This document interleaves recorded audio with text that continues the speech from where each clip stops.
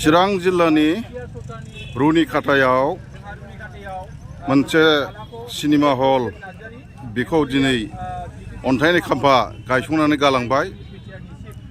दा बेखौ बिटिआरनि मावफुं सोद्रोमा बिथाङा आवगोलनिफ्राय बुंबाय थानाय लेखा दिनै बे सिनेमा हलखौ अन्थाइ खाम्फा गायसंना गालांबाय।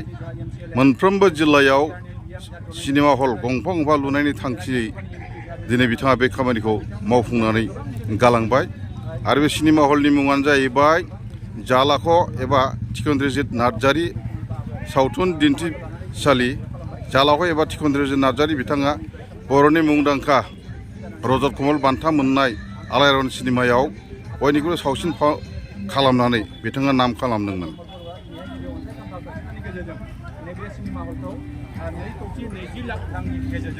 लुफुंनाय जागोन होननानै बिथाङा जोंनो मिथिहोदों। खोब गोजोनथाव बाथ्रा। जों आसा खालामो फैबाय थानाय समाव जोंनि राव थुनलाइ हारिमु बे जौगानायनि फारसे निश्चय बिनि गेजेरजों जोङो गोदान जोलै लाइमोन सेंग्रा सिख्लाफोरनो जोङो निश्चय मोनसे दिशा गोनां लामाजों जों दावगाहोलांनो हागोन नैबे बाथ्राखौ जों मिजिं खालामदों।